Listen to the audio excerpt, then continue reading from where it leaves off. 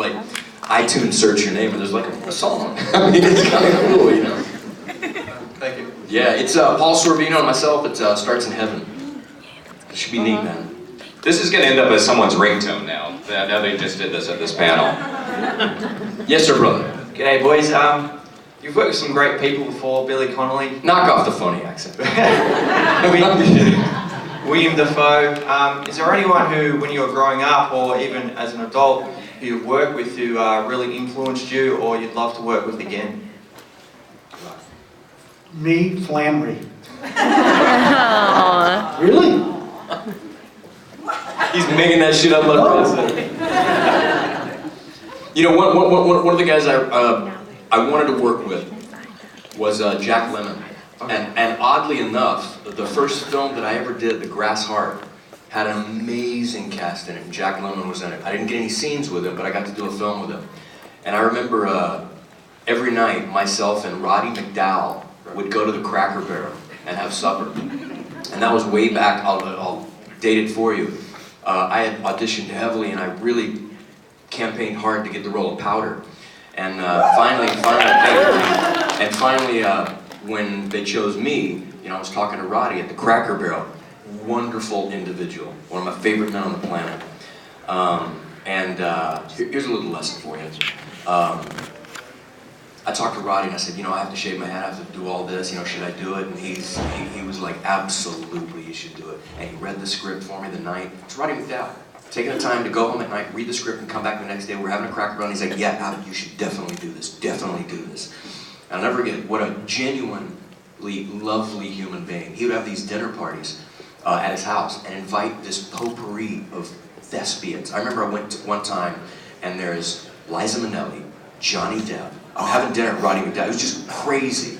And I was out of town one time, and Roddy called me. This was, 10 years ago.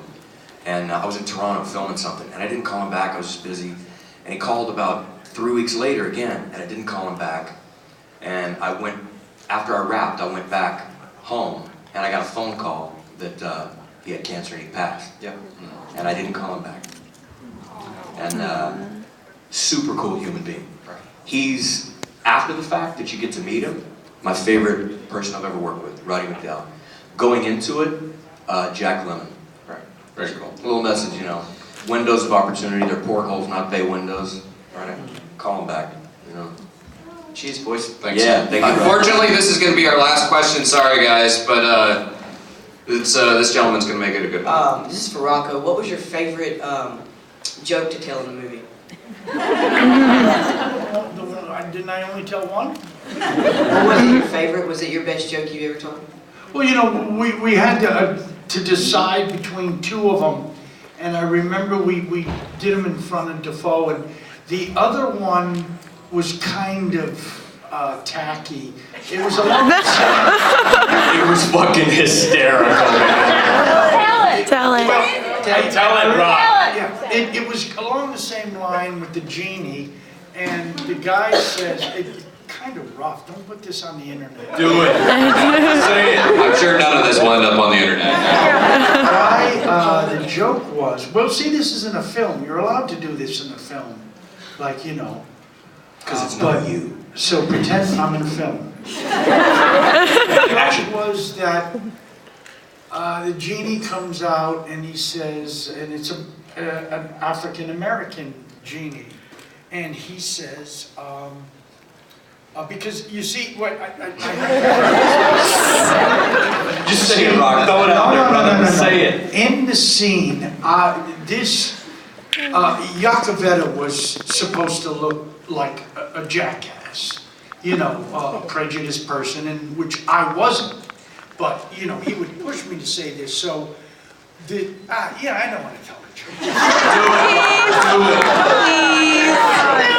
I'll tell you what Dafoe would do every time we went out to dinner. Everybody thinks Dafoe's like He told us to do actor. the one we did. What's that? No, he told us to do the one we did. Go on. I know, the one that we did in there is fucking hysterical, trust me.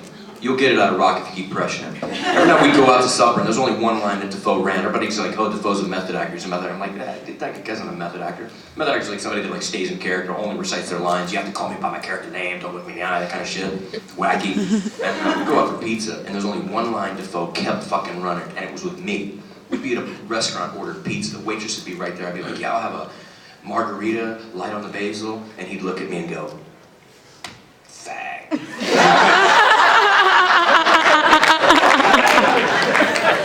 I'm like, and she's like, Well, on that note, unfortunately, that we do have to call close to the panel. These guys will be out there, and maybe we can get guys, listen up. Thank you guys very much for all of this. I'm dead serious when I say this. I mean, you guys drive from all over the country to come to these events, and you come into a room like this. I can't tell you, you know, when you guys come up and you meet us, and a lot of times somebody say, you know, this movie changed my life or something. Let me tell you this, it doesn't hold a candle to what this does to us. You guys come and you stack a room like this to just hear about things that we've lived through. It's and that's not lost on us, you know. So thank you from the bottom of our hearts, and I can tell you that it's the same with you.